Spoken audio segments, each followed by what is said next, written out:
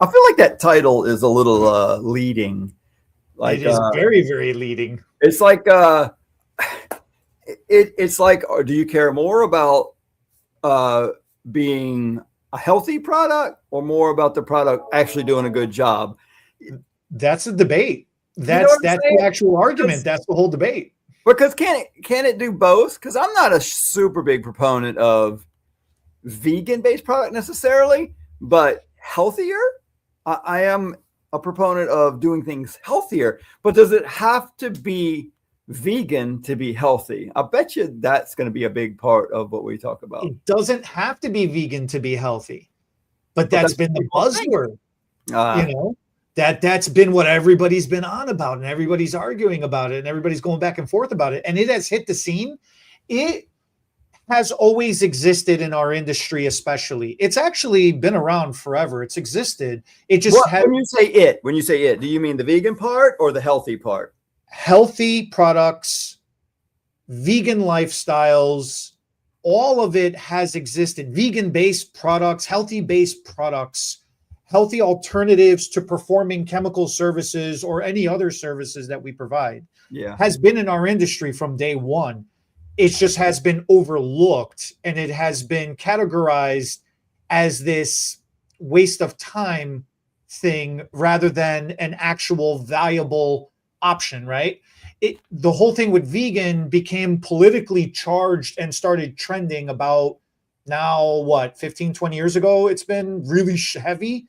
Well, and climbing, yeah. And climbing, right? So it's weird because now when you say vegan, you can't even say it without discussing some political aspect to it, which it's got nothing to do with politics, but it kind of got It shouldn't, but it definitely it does. shouldn't, but it got thrown into it, you know. And so it like the word itself either turns somebody on, turns somebody off. It definitely confuses everybody. Nobody fully understands what it's about. well, and I don't, and that I think you get. I think you get to be the authority more so here today because in my head I'm always trying to like group things, and to me it doesn't make sense because I feel like, all right, things I get like good, bad, two big divides, right? Something can be good for you, something can be bad for you, but there is a lot of gray area usually, and then the amount of time, like if we're going to use something that's, oh, I don't know, some solvents, the smells of solvents, hairdressers are notoriously having lung problems because of all the chemicals and things we smell. So that's another area, right? And so sometimes I think, God, is there not a way to use something that's really harsh for a short period of time, and then we heal from it? Because not every single thing can be 100% good for us and our bodies. We're driving around out there, we're breathing good air, bad air, a little better, a little worse, and we heal from it. So sometimes it's like, oh, okay, so we have to use a product that's a little more chemically charged to get this adhesive off the head, you know? So maybe we wear a mask to protect our lungs, or maybe we're a ventilated room, or we don't do it as often. So I'm always thinking of like, God, the level, there's not 100% good or 100. I guess it could be 100% bad. That's when you're dead. But until you're dead, you know, you've got all these percentages of great to not so great. And with the products and the chemicals in them, how do you change the color of hair and be 100% what? Natural, good, non-chemical. Is vegan the answer? I mean, I know. That's where the confusion comes in, because just because you start throwing the words out there and the terminologies out there, it doesn't necessarily mean it's so much better or it's so much worse, like you're saying. One of the biggest issues in all things about what we do behind the chair is ventilation. How the services that we provide, especially the ones that are chemical based, whether it's a perm, hair color, relaxer, keratin smoothing treatment, whatever other service I'm not remembering at the moment, updos, with hairsprays and such, everything is releasing some type of fume to some degree. Some product is getting vaporized and steamed to some effect, and it is evaporating off the client's head for a certain amount of time.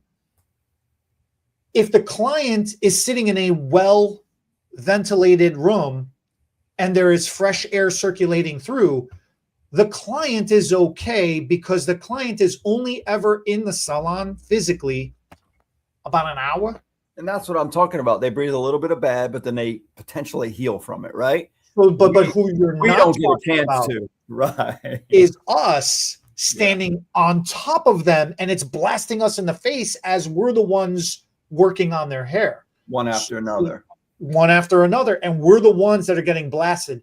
I cannot wear eye contacts. My eyes are so dry. My tear ducts don't produce enough. I never cry. I don't produce enough liquid, so I have to use the drops, so I don't get enough moisturization and lubrication in my eyeballs. Yeah. I cannot smell anymore. I've literally burned out my entire septum, and it's deviated, and whatever. I don't have a sense of smell. Wow. I have cotton mouth. I have dry mouth because I'm a mouth breather now. So everything, now all the chemicals and the fumes is going into my mouth. My whole face is a hot mess. You are dying. I'm dying, So, you know what just came to mind while you were saying all this? I'm so sorry. I was in another world thinking, don't most of the chemicals that we use come from plants? Not most, but a lot. When we were saying this, and I was thinking, there's a particular, being a beekeeper, there's a yellow jasmine that some springs blooms more than others. It's toxic and poisonous to bees, but they love it. And so when it blooms big every few years, they go for it early spring, and most of their population dies off until it stops blooming, and then they come back from it. And it's like, well, that's freaking vegan. And then there's the original, when I got big time into sprouts, when I was trying to grow sprouts, like sprouting seeds, what is the original sprout that people would eat? Do you know what? It wasn't Brussels. Anyway, most people eat a sandwich and they'll have some sprouts on it, or just eat sprouts. And RJ will probably put it in the comments here in a minute. Arugula or something like that? Well, no. There was a very common, the very first sprout everybody ever used before it was a big popular thing. I'm reading an article one time, and it said, avoid that sprout. It has trace amounts of, I'm not going to name it because I might be wrong, but it was poison. And if you eat too much of that, it's bad for you. There's a lot of good in sprouts, and most other sprouts, I mean, and I don't mean like Brussels sprouts. I mean, when you sprout seeds and they're very small, the concentration of the good vitamins are usually there. But in some cases, some sprouts, the concentration of the bad part of the vegetable is there when it's small, and then it goes away as it gets bigger. And so there's some things we treat for mites and beehives with oxalic acid, but most of your brassicas family, Brussels sprouts, broccoli, has a lot of oxalic acid already in it. I'll say a lot. It has some, and that is a small amount of bad. If you extract that from that vegetable and just inhale or ingest just that, it's terrible for you. So when you say go vegan, it's not like just because you make things out of vegetables and plant life that it's good for you necessarily either. No, it's not. And so, and there becomes the confusion, because they think it's a good connotation behind it with good intention. Right. Alfalfa, is that what you're talking about? So that was the original. Sprout. That was the original sprout everyone would eat. And I was reading that it's the worst sprout. Oh, God. Well, okay, so if you think about it, we breathe in oxygen, we breathe out carbon dioxide. That is not good for us. We don't like it. It is what we use up. But plants love it, but plants expel oxygen, and we love oxygen. So it's like, it's the circle of life. It's really wild how that works and how there's a balance to everything, When there is vegan-based products, when there is vegan-based technology, it's a healthier way, it's a healthier alternative to producing a similar or as close to same result as what we have been doing before. On some, everybody is different. Some people have more sensitivity than others. Some people just are more conscious than others.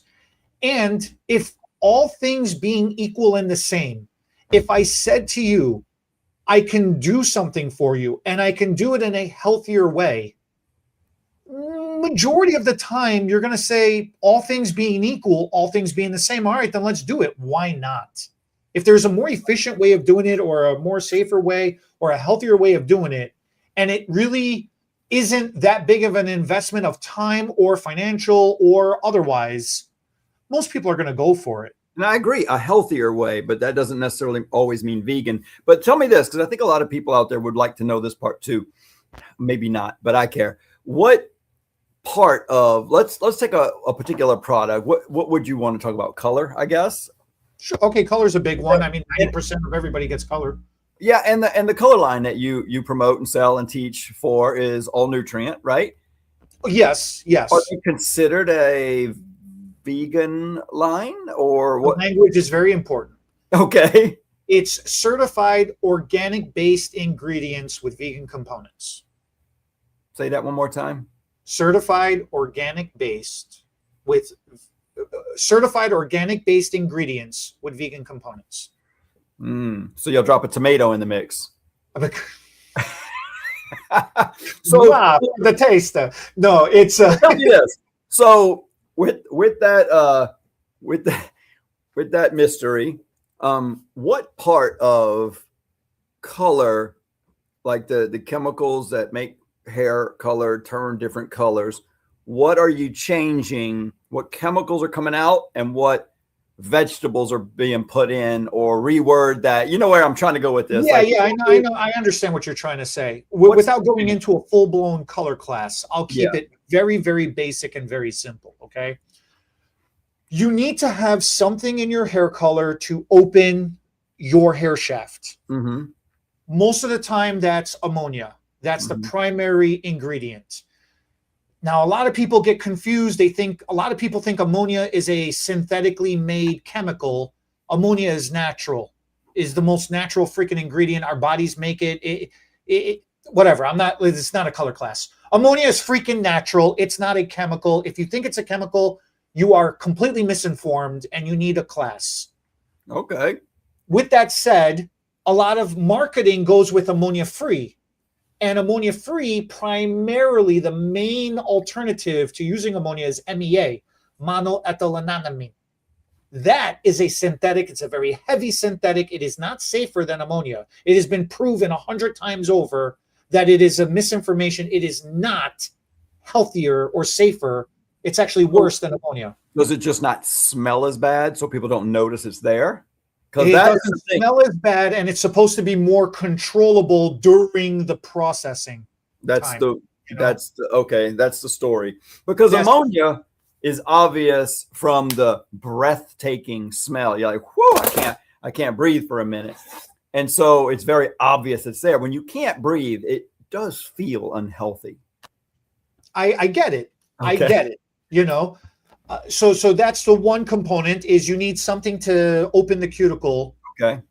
Then you need something to develop the color. So that's your peroxide, hydrogen peroxide, H2O2. And then you need the actual base of the color to deliver. So it's either liquid or cream primarily. I'm just going to keep it real simple. And that liquid base is pretty straightforward, but a cream base can either be vegetable derived, or it could be a petroleum derived, which is a chemical base. Okay. So that's where ingredients start mattering. And then you got the molecules and what is producing the color pigment, huh? What's that? The color pigment, or no? Yeah, but I'm losing my the language here for a minute. You're removing the artificial pigment. Something has to create the artificial pigment, because when we remove the natural pigment from your hair, we're going to replace it with an artificial dye. Mm-hmm. So you need something to produce that as well. Is that chemical, or is there healthy? So how much healthy versus chemical balance? What parts are we exchanging in there? So all nutrient, for example, and healthier brands in that vein are going with more of a vegetable derived based compared to in the cream base of the color compared to a petrol base, a chemical base. Okay. So it's more gentle onto the scalp when it's applied. It's more conditioning to the hair as it's sitting there processing. It's going to increase the amount of shine, vibrancy, and intensity. You're going to get more depth as well. Further, because you have that vegetable base and it's absorbing, you're getting better absorption into the hair. You're not tearing apart the cuticle. Because of that conditioning, you're able to take the artificial dye, make it smaller, make it into what we refer to as a micropigment. So it's going to go deeper into the hair shaft. So it can go deeper into the hair. So it doesn't have, again, it doesn't have to be as aggressive as a chemical base, because it can absorb and penetrate rather than punch through and tear through, right? So what other parts? You can lower the ammonia content. You don't have to have that heavy degree of smell either. So you listed a bunch of things, steps along. I don't know if you steps or listed out the things that it takes to make color happen. Any of those other, so you were talking about ammonia as one, being switched out for something worse for a while. So you're saying all nutrient, for example, does use ammonia, but because it's better than the lowered amount, but it does use ammonia because it's natural. A natural, because it's natural. But what do you mean? Like, I know I've used the Reichen color gels in the past, and I used to not. I love it because I knew the color, but it would take my breath away sometimes, and I don't know if it's still there with the high ammonia, or at least a high ammonia smell.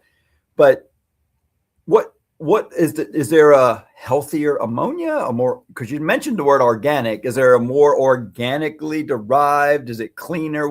What's different there in some lines? Why does it smell? Hair color in general, whether you're the American or the European system, you either go from level 1 through 10 or 2 through 10. And I'm not going to get into that, but basically it goes on a scale of 1 to 10. The lower your number, the darker your color is. Like, right. I'm a level 1. Yeah, your shirt is a level 1 black or darkest brown, whatever. I'm not getting into that whole freaking debate. And then you get up to level 10 and everybody agrees that's blonde. That's palest yellow. Mm-hmm. Some would say 11 or 12, but right, again. 11 or 12 are high lift, the natural within, whatever. The natural scale within 1 to 10. Let's just stay on ammonia for a minute. Yeah, so as it goes, levels 1 through 5 are focusing more on depositing pigment. So you don't need as much percentage of ammonia in your levels.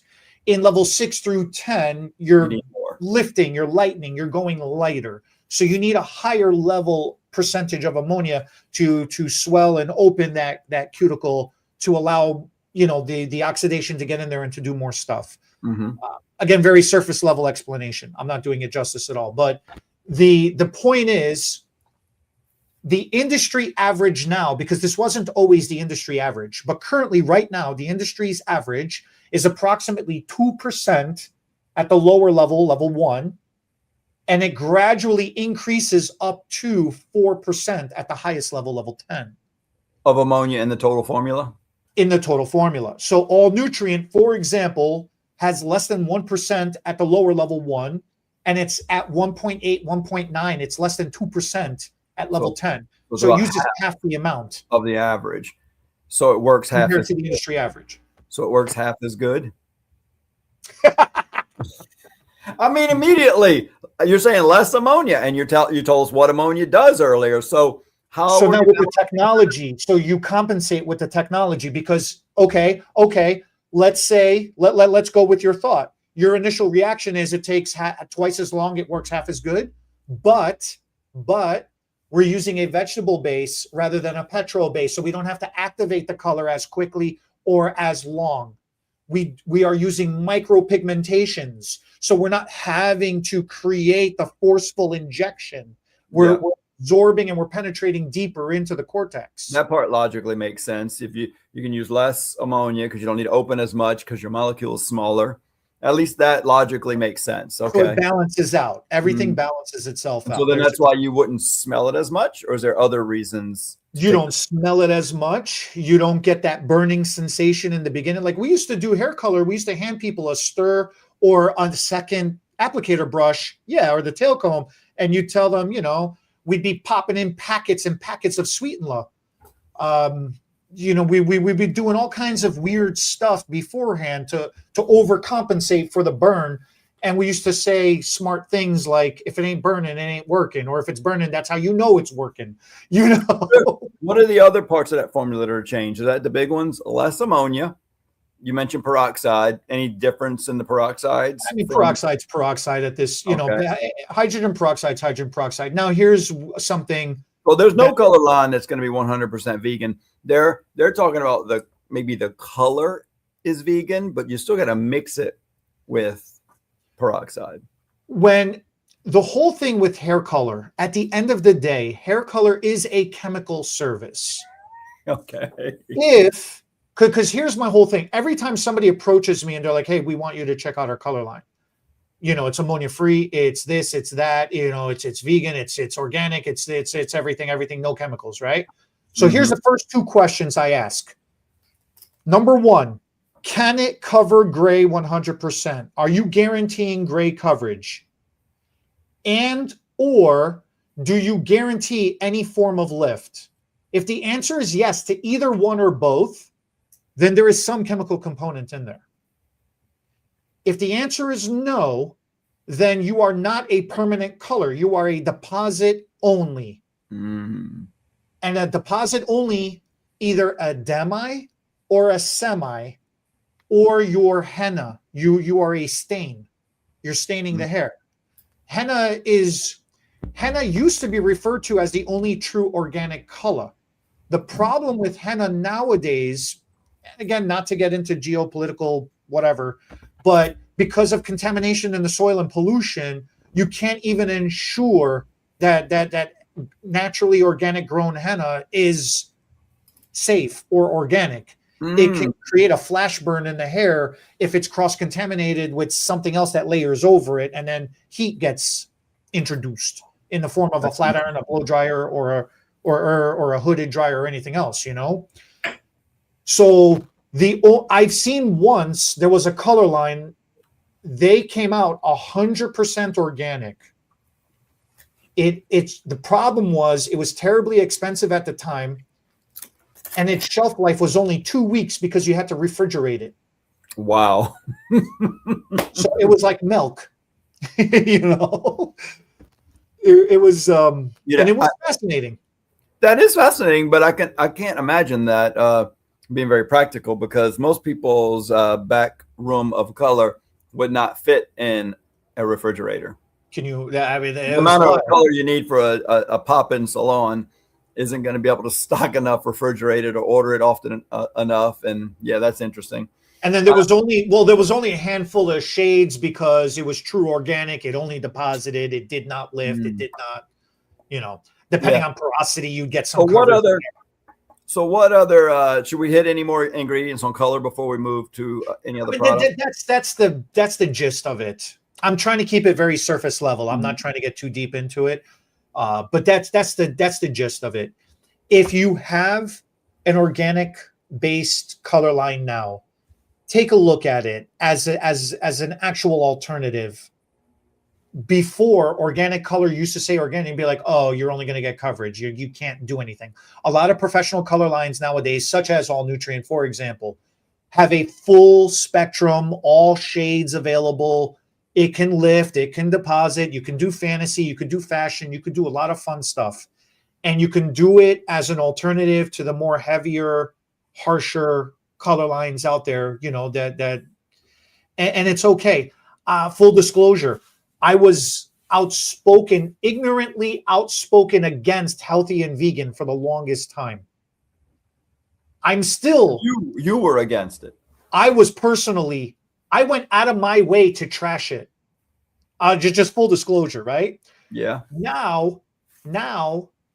Nowadays, I go out of my way to make fun of it, but I'm all for it in beauty products. I will not eat a salad. My mother-in-law puts one piece of lettuce in front of me, and Oh, so you don't eat. Okay, so I was wondering where you were going with that. You're not yeah, a you're big. right. She'll put one piece of lettuce, like, here's your salad. Do you want some dressing? And I'll purposely drown it in dressing just to prove a point. I don't eat salad. But when it comes to product, I believe in vegan technology. I have become a believer in vegan technology. There is healthier alternatives to do things. I'm all for it. Well, I can tell you, the world has played a big joke on me. I was just not, I wouldn't have said I liked or disliked or was for it or against it. I didn't really care what other people did. Do what you want to do. But for me personally, if I went to a buffet, whatever you want to call it, I would notice I'd end up back at the table with all meat. I would be trying all the different flavors and styles of cooked, from fried chicken to baked chicken to roast to pork and some seafood, but it would be all meat on my plate, not a vegetable or any sides at all. And then I'm 56 now. So somewhere in my early 40s, it started feeling really heavy in my stomach. And I got to the point where I did some kind of weird strain working out or something, and did some damage to some part of my intestine. It was sort of some inflammation. The doctor said, he said, you can't eat any heavy meat for a little while, or maybe no meat for a few weeks. I'm like, what else is there? And so I started eating a lot of vegetables and fruit, and I felt so much better. And my daughter, who was a vegetarian, she's like, see, I told you that. And so I am not 100% believing that you should be all one or the other, because I know you got those carnivores and then you got vegetarians and vegans. And I really think that most people need a healthy balance. Some people probably perform better when they lean way more one way or the other. Their body just might respond differently. But for me, I was kind of like, what, made fun of vegetarians and vegans also, and then found that I actually feel better and lived better when I was more heavily vegetables and fruit and very little meat. And I was an all meat eater. So it's weird how some things can change in your life. It's interesting. It is. To me, Whether you rice like it or not. and spaghetti is my vegetables. Those are my non-meat vegetables. So what other we covered quite a few of the ingredients and colors. Any parts ammonia peroxide, the pigment we covered, the cream And the base, the cream base, those are the main things that make. So when you're talking to a client, as a stylist, when you're talking to a client, these are the main things that you can discuss with a client and keep the conversation surface level, where it still makes sense without getting heavy into ingredient names and components and explaining processes and things like that. Let's go into styling products now. So with styling products, you've got gels, you've got pastes. Those are the main things that people use a lot. You've got creams, mousses, hairsprays. These are also the main things that people use a lot. Shampoos and conditioners, everybody is using to some degree, to some effect. Okay. So with shampoos and conditioners, they would put a lot of synthetic ingredients or performance ingredients, whatever you want to call it, because for heavy moisturization and absorption, you're trying to inject and infuse a lot. Okay. One of the biggest hangups and the argument back and forth is lanolin, if I'm saying it right. Yeah, lanolin. Sheep wool. It's like 400% extra moisture when you have it in your product. It's some insane, like 400 or 500% extra moisture by putting that in your product. It's some insane. It like increases the moisture percentage insanely. Anyways, as it goes, a lot of people are like, oh, but the poor sheep, you're shaving sheep. Well, it's like, I don't know what to do. I don't know what to tell you. That's a whole different thing too. Those sheep, they were bred to grow way more than they can even live with these days. So you have to shave them, shear them, so they can be comfortable. We made them in a way, we bred them in a way that they make too much. In the wild, they would die now. In the wild, originally, they would not have evolved into a situation where they grow so much wool that they they can't stand up anymore and they just roll around, you know? So we bred them into a way. Most of the animals that we have today that we farm, we bred them to get the most out of the things we wanted out of them. That could be right or wrong, but we're there now. We're here now. We have to shear them or they won't survive. We, you know, I could go on and on. Yeah, like I said, right. It's a heavy topic. So as it goes, we've done it. We're doing it. We have it. This is the reason why we've done it.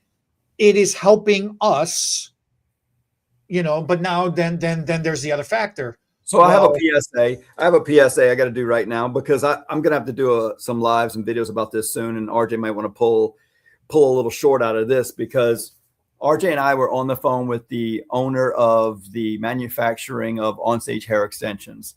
And he said, listen, the few times that we get returned hair that is supposed to be tangly or damaged or not in good shape, most of the time it's fine after we shampoo and condition it. A few times, not once. And I said, okay, so what are you saying? He said, so people are using the wrong product. Unfortunately, most people think if they put a serum, an oil, or some of these other deep conditioning treatments, what they're doing is putting these coatings on the hair that's making the hair sticky and stick together more. He said, so what we would like to see you do is use normal. Now, I'm not saying what brand you have to use. He said, but we over here in the factory are using Wella shampoo and conditioner for normal hair. I said, oh, not like the color treated or high moisture or hydrating. He said, no, just for normal. We leave all the cuticle on the hair. Sure, it's chemically processed, but we have and he does say that it's a special treatment that they, patented treatment that they won't talk about. But it's not oil, it's not serum, it's not silicone. And so there's too much silicone in many of these products and it makes the hair sticky. So he said it makes the hair sticky and actually tangle more. So if you will shampoo it and condition it, and he said, and the thing is, when you shampoo it and condition it once, you might have fixed it about 20%, depending on how much they've been using these wrong products and how long. So you might have to, because silicone is a hard thing to shampoo off of hair.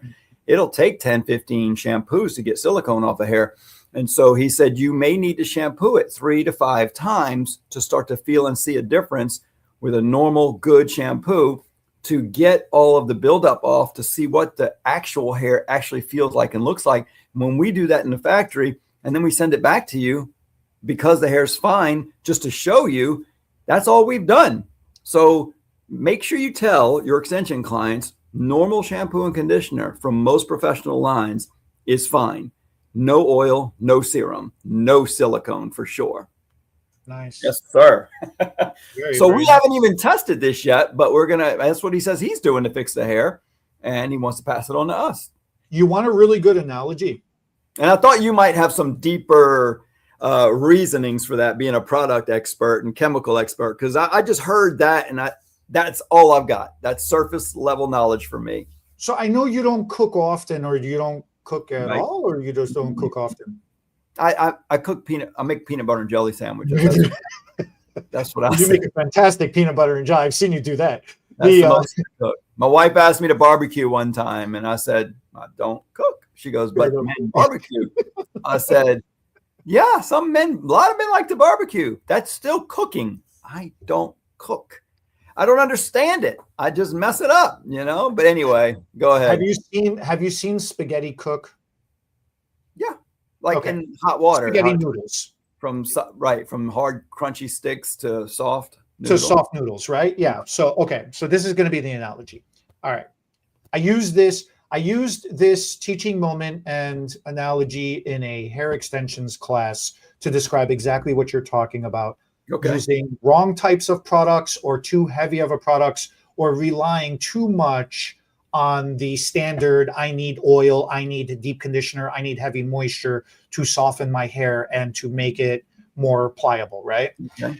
When you take a box of pasta, spaghetti specifically, the long noodles, and you dump them all in a pot, and then you just start boiling them.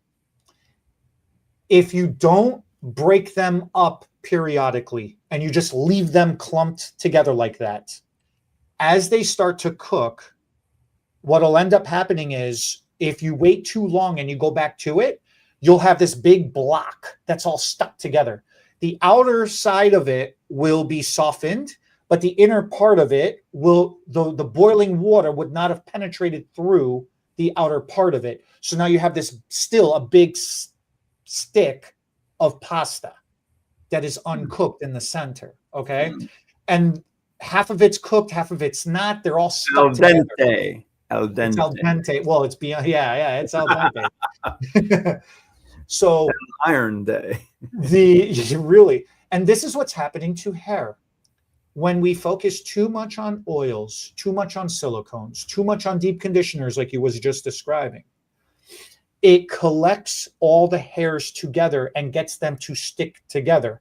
This is providing us smoothness, sheen, and shine, but that does not always equal detangle, healthy, and clean. Those are two different things. One is for styling, one is for hair health. Hair health requires the breaking up, the surface clarification and removal of all that debris and buildup. So like you're describing, normal shampoos, instead of heavily drenching the hair in moisturizers or in conditioners or in oils and serums, normal shampoos is what's gently breaking up all the buildup and all the debris, just like you're stirring the pot to make sure everything is simmering and boiling at the same time evenly. You got to go in and you got to gently massage and shampoo that hair nicely to remove all that stuff off the hair. So then when you go in and brush it, you can actually, the bristles of the brush is going to go through, rake through the hair and keep everything separated nicely. So that's a good alternative and analogy that I use in a lot of the classes.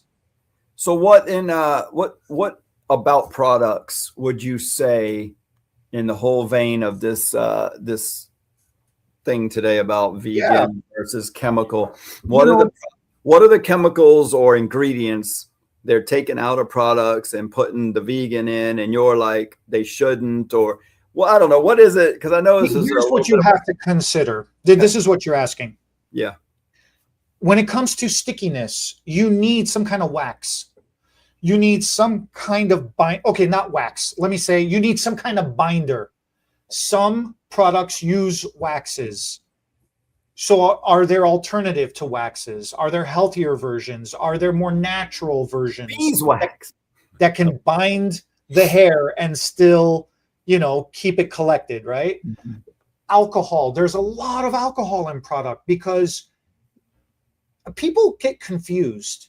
When there's alcohol in product, it's so the product dries and evaporates. It's not because we're trying to dry out your hair and dehydrate your hair. Hey, listen, when I first became an educator for Paul Mitchell years ago, I say became, I was in the training to be, and towards the end, I was like, I don't want to teach about products, but I enjoyed the education, and that was like a good 25 years ago. And I was on track for it. And that was like the very first push of pulling certain chemicals or ingredients out of products or explaining to the public the difference. And I do remember that was the first one we talked about. Fluorocarbons might have been first. Like, we got to get the fluorocarbons out of the sprays. Everything's got to go to pump because we're got a hole in the ozone. And then it was alcohol. And alcohol, they were like, but in a Paul Mitchell product, we use the moisturizing SD40 alcohol. And I don't know what that meant, but just the fact that we said this is the better alcohol, people believed it. I sold it, but I didn't even know what I was talking about or what that meant. Do you know anything about the difference? It's a very, you do know this. When it comes to hair extensions and hair replacement, you have your isopropyl alcohol, you have your rubbing alcohol. You do have different degrees and percentages of the purity of the alcohol. Yeah. So SD40, the higher percentage cuts through the adhesive better. I like to use 99%. It does strip exactly, longer, but it works better. I don't know if it's more drying or what. Well, it dries faster. It evaporates cleaner. It doesn't leave any residual left over, and that's really what it comes down to more than anything else. And that's the difference. So the type of alcohol you're using in combination with all the other ingredients in there. Look, when it comes to a beauty product, we're not talking about skincare. We're talking about hair care. You're going to have a dozen to 3 dozen or more ingredients. Is it necessary? I don't know the answer. I'm not a chemist, but I've been doing this long enough to realize, yeah, you need a whole bunch of crap in there, whether it's good or bad, or whether you agree or don't agree. You need a lot of stuff in there because we are doing a lot of stuff to the hair. Well, let me tell you, the first 2 experiences I had that blew my mind with, which was a complete 180, just flipped me around on chemical experiences. And it was one with bleach and one with alcohol. And so one was after a brain surgery. A lady comes in, a lot of blood, dried up blood in her hair. And she's like, I don't want to cut this hair out, but nothing's working. How do I get it out? And a nurse friend of mine said, alcohol is the best detangler for blood in the hair. This was way before we wore gloves and thought about not touching somebody else's blood, which is crazy me talking about it right now. But I thought, wait, alcohol is very drying. That's my thought of alcohol. And we have dried blood. How is drying gonna? Well, it's not dry when it's in liquid form. And it broke down the blood so fast that the blood just rinsed right out the hair and it detangled the hair. And I thought, well, that's crazy. It seemed backwards from what I thought. It worked really well on blood. I don't know what other things it might work good on, but other things that are sticky, it will break down the stickiness of it and help detangle short term. Maybe it dries the hair out also, but I just know it definitely helps you detangle in a real quick. You want to say something about this? Well, so blood is majority of it is oxygen, and alcohol is a dehydrant. So if you're drying out the oxygen, then you could just break it down. And this is the whole thing. The molecular structure of ingredients and products, right?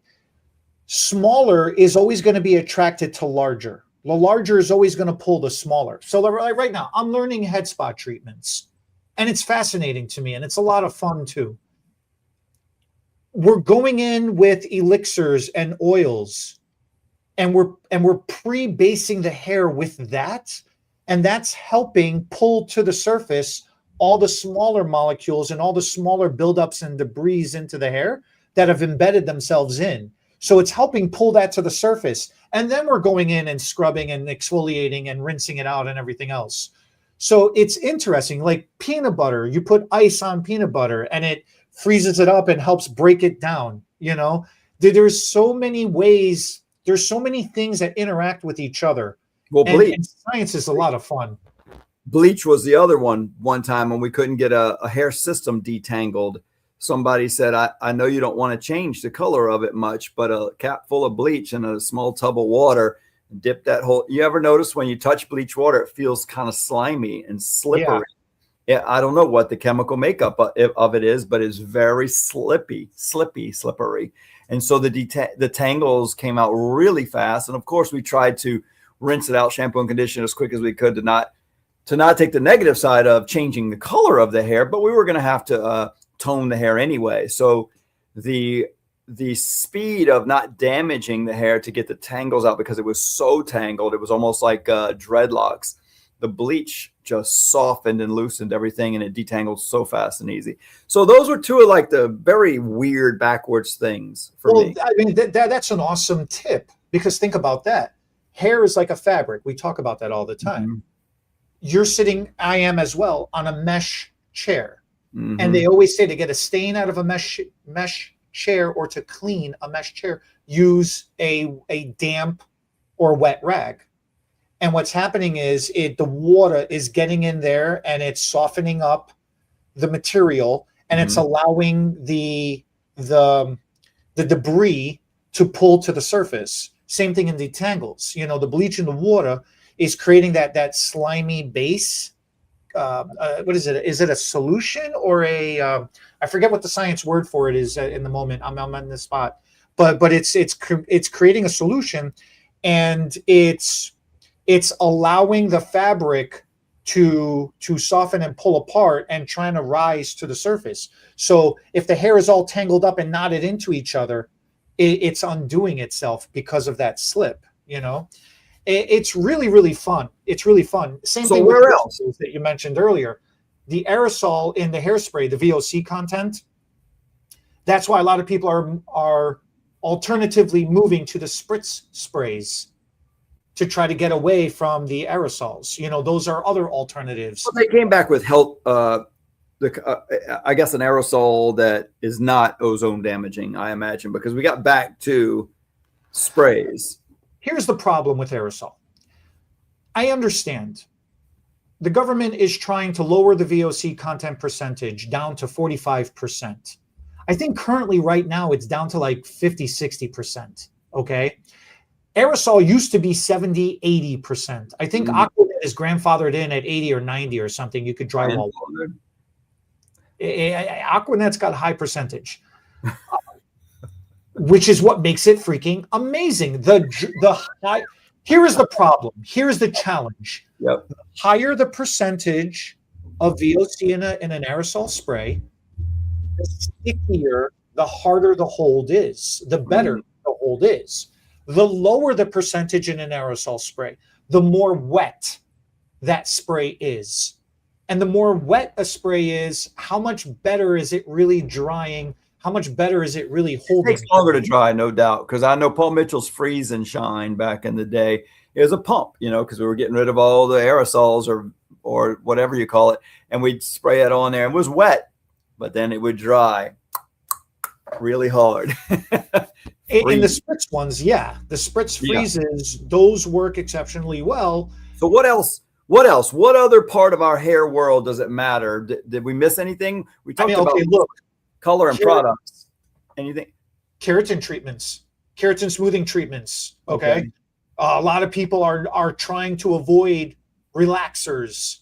Perms, people are still doing perms, but a lot of people are trying to avoid straightening and relaxers. Well, there's a big push in the Black community. I've talked to a couple of Black stylists over the years at some hair shows, and even on social media, there'll be the stylist or the salon owner that says, I'm an all natural stylist, which means her clients or his clients are going to keep pretty curly hair unless it's just being straightened with a tool, right? No chemicals, because that's what they're trying to do. Go all natural, chemical free, just grow your hair out the way God made you. And so you're saying what about these relaxers and chemicals? They're okay. Or there's better and worse? Within reason and moderation. Everything is within reason and moderation. Okay. I feel bad in a way for the Black community because it's hard for them. The frequency of their visits to the salon far outweighs the frequency compared to any other nationality. That's right. Any other, or ethnicity, I should say properly. Right. Any other ethnicity. They are the most frequently salon visiting, so they are exposed to chemicals harshly and profusely, almost to the same degree as us as the stylists are. Okay. And what do you do? Because if you need to do it, or if you want, I don't know if you need, but if you want to do it, what is your choices? Yeah. Right. And then there comes the problem. It's all the frequency of visit, and it's the frequency of us performing those services. But is there a difference in you were talking about keratin and relaxers? Is there a better and a worse product to use? Look, this is my opinion. I'm probably gonna, I don't know. I'm not gonna try to start anything with anybody. If you want your hair straightened, just get a relaxer, man. Don't tell me, the lie and the no lie, and then just go get. You don't think that there's a healthier relaxer necessarily? I know that some don't smell as bad, but then I would hear, it doesn't work as good. So I don't have used enough relaxers to have a strong opinion about it. It's going to permanently straighten your freaking hair. How often do you need to get that done? You need to get the outgrowth done. Get it done every 6 months. I don't know what to tell you. Right. But a keratin smoothing, like the problem is everybody's trying to replace straightening hair and from relaxing with keratin smoothing. And the formaldehyde doesn't do the same thing. Mm-hmm. Formaldehyde freezes the hair in place, but eventually formaldehyde breaks down. And it's all about compounding and the buildup. If you keep doing it and keep layering it in and layering it in and layering it in, yeah, okay, then you'll have that cumulative buildup effect. Then you'll have the straight hair eventually after the fourth or fifth visit, you know? But this idea of you need such a high percentage, 9%, 10, 12, 13, 14%. This is why people were having the headaches and the nosebleeds and the respiratory failures and you know, all that stuff. And especially if you have a pre-existing medical condition, forget about it. All right. This is the last thing I want to talk about today, because it was a big confusing thing for me. I watched these keratin treatments come on the scene, and I think they originally were called the Japanese straightener. And no, that permanent straightening was different. Well, it was $1,200-$1,300 in most salons, and so it was going to be a high-end service. We could all get rich doing them. It didn't last long though, and then the biggest one that what I got confused with, and I've asked you on here before, and I don't think I still completely understand, was we kind of slowly just morphed into these keratin treatments, and it almost seems like the separation that I'm always trying to do in my head is, I think we're talking about some sort of deep conditioning treatment and some sort of straightening treatment. And some people are kind of mixing the words together. And so I don't think a lot of people know, like a keratin treatment. Are we talking about making your hair feel and look healthier in the wave that it already is? Or are we talking about straightening your hair a little bit? I think that gets really confusing from the customer's perspective. Do you know what I'm saying? It's the progression of what happens. So just to real quick. Is there a difference in the two services now? Yeah. And what would they be called? The other big one is Brazilian blowout, right? That's the most famous. That's a brand. I know. That's a brand. I know you hate to put that name out there, but it is a most well-recognized name worldwide as far as, but what does it do? Is it a straightener or is it a conditioning treatment? Okay. Straightening is just that, exactly what it means. Your hair is straight. Okay. Pay attention to the language. Okay. A straightening service straightens your hair. That is it. There's no coming back from that until it grows out and it completely gets cut out of your hair. There is no reverting and coming back from that. A smoothing treatment will reduce the curl or the wave in your hair by a certain percentage. That certain percentage depends on how much your starting percentage is. If you've got curly, kinky hair, like Vinci or like Carmelina, and you reduce that curl by 90%. 90? You can do that much? Let's just say up to 90%, because that's the strongest stuff out there, okay? Even if you reduce that curl up to 90%, Vinci and Carmelina's hair is still going to be wavy because the curl is so tight to begin with. That's right. So even a Japanese straightener wouldn't make No. The Japanese straightening was Japanese straightening. And it's sad that went away because it was so misunderstood. Hairdressers messed that up. The product did not mess up. Hairdressers completely screwed the pooch on that one. Okay. And it's very unfortunate because that stuff was amazing. So smoothing treatments will reduce curl up to a certain percentage, and there's different varying degrees of it and whatever. Okay. Conditioning treatments reinforce and strengthen the hair without reducing curl. They just strengthen and reinforce the hair. Now, fast forward to where we're at in today's world of science. Mm-hmm. There are a lot of brands out there that are infusing and creating a hybrid service that have a smoothing component, a curl reducing smoothing and component combined with a conditioning component. So you are getting the best of both worlds to a certain effect. Okay. And there is a healthy version of it. There's a chemical version of it. The chemical version is going to reduce more curl. If that's what you're trying to do. The chemical version. The chemical version. Get rid of more curl. Okay. Is going to reduce more curl. And it's going to last longer in the hair. You're not going to have to come in as frequently. The healthier version is not going to reduce as much curl, It's going to give you the same level of conditioning. It's just not going to reduce as much curl, but you're going to have to come in more frequently. The idea of I only need to do this twice a year, every 6 months, is obnoxious. They're only designed to last 3 to 4 months. You should be getting them seasonally. Everybody wants to get them in the spring and the summer because of humidity. But you need to do it in the fall and the winter when there is no humidity. That's when your hair is dry. That's when you need moisture more than ever, conditioning more than ever. Set yourself up for success. Get yourself healthy and strong now. So in the spring and the summer, when the humidity comes, that's when you will truly be resistant, because you will have created a nice baseline of moisture in your hair, conditioning in your hair, So are there straightening treatments anymore that aren't just relaxers? Similar. So what is a Brazilian blowout? Is it a hybrid? It's a keratin smoothing treatment. It is a hybrid. Yeah, Okay. I'm not advertising for them, but in all fairness, they do have different degrees and formulas. Some are formaldehyde free, some are formaldehyde based. Some condition and reinforce and strengthen. I just remember traveling the country teaching hair extension classes when the vent hoods had to be installed over the station that provided the treatment before they had to pull the formaldehyde out the product. Then it didn't work as good. And then there was a big argument. Does it work at all?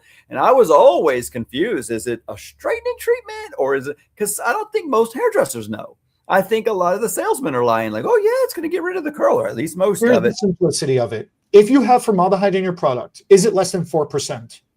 6% max. 6% max. Are you telling me that's healthy? That's okay. It's safe as it's gonna be. Okay. With ventilation and everything else. And then you can straighten hair with that. You can reduce curl. You can't straighten curl. You can reduce curl. So what was the Japanese straightening? What chemical, or what was it that straightened hair back then? It's been so many years. It's been almost 25 something years now. I don't remember. But it was an alternative to the sodium. Something about if you don't heat it. If you don't heat what?